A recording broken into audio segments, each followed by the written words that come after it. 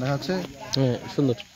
দর্শক, আজকের বালিডাঙ্গিতে স্বাগত জানাচ্ছি। গভীর রাতে মূলত সোমবারের যে ঘটনা ছিল, সেই সোমবারের ঘটনা দিনভর নাটকীয়তা এবং মঙ্গলবারের নাটকীয়তা, নানা নাটকীয়তা শেষে ভারতীয় সীমান্তরক্ষী বাহিনী রাত 1:30টার সময় জয়ন্তের মরদেহ ফেরত দিয়েছে।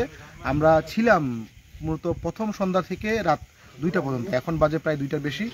তার যে পারিবারিক শ্মশানঘাট, সেখানে জয়ন্তর মরদেহ শেষকৃত্য করা হচ্ছে। সবচেয়ে দুঃখের বিষয় হচ্ছে জয়ন্তর মরদেহ গন্ধ ছড়ানোর কারণে তার মা মূলত আসেননি দেখা করতে।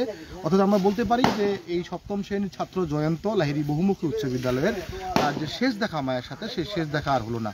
এখানে তার পরিবারের লোকজনগুলো রয়েছে, তাই সেই পরিবারের লোকজন মূলত তার যে শেষকৃত্য, অর্থাৎ এখান থেকে প্রায় 4 কিলোমিটার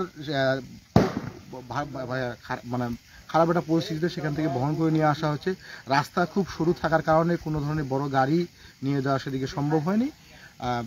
কাঁধে করে নিয়ে আসা হয়েছে সেই জয়ন্তর মরদেহ।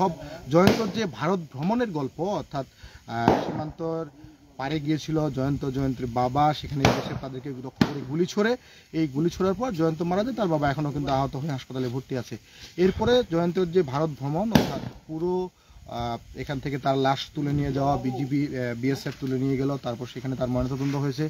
পরে 4টি পতাকা বৈঠক হয়েছে। 4টি পতাকা বৈঠকে বিএসএফ 2 দিন ধরে নাটকীয়তার পরিচয় দিয়েছে এবং আজ বিকালে মরদেহ ফেরত দেওয়ার কথা থাকলেও গভীর রাতে তারা একবারে এক ধরনের এই পারিবারিক 2 দেশের সীমান্ত যে আইন, সেইটি লঙ্ঘন করে তার গভীর রাতে বিজিবির সদস্যদেরকে হ্যারাসমেন্ট করে মূলত, আর তাদের যে পরিবার রয়েছে এই পরিবারের লোকজনদেরকে হ্যারাসমেন্ট করে বিএসএফ মূলত এই তার যে মরদেহ ফেরত দিয়েছে। তবে সবশেষ বিষয় যে এখন পর্যন্ত তারা 2জন আহত, তারা চিকিৎসাধীন রয়েছেন। আমরা যেটি জানাচ্ছি যে আমাদের বাংলাদেশের যে বর্ডার গার্ড বিজিবি রয়েছে, তারা তীব্র নিন্দা জানিয়েছে। শুধুমাত্র এটিই নয়, এবার বলা হয়েছে যে যদি বিএসএফ এর পরবর্তী এ ধরনের ঘটনার পুনরাবৃত্তি ঘটায়, তাহলে পিঠ দেখাবে না আর বিএসএফকে, এবার সামনাসামনি লড়াই হবে, এমনটাই কিন্তু মূলত বিজিবির পক্ষ থেকে বলা হয়েছে।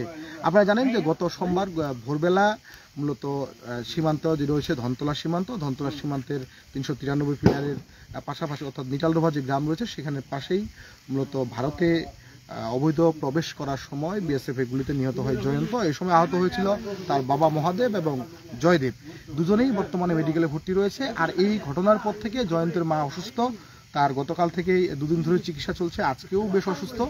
আমরা আশা করছিলাম যে আজকে দুপুরে, অর্থাৎ যে গত মঙ্গলবার চলে গেছে, সেই মঙ্গলবার দুপুরে জয়ন্তের মরদেহ ফেরত দিবে, কিন্তু সেটি না করে একবার গভীর রাতে রাত 1টার সময় মূলত সীমান্তের যে নাগর নদী রয়েছে সেখানে ফেরত দিয়েছে বিএসএফ। শেষ পর্যন্ত তার যে পরিবার আগে থেকেই সবকিছু রেডি করে রেখেছিল। এরপরে আজকে তার এই যে মরদেহ মূলত দাফন হলো। এই ছিল মূলত, আমরা আরও পরে এক্সক্লুসিভ দ্বারা আপনাদেরকে দেখানোর চেষ্টা করব।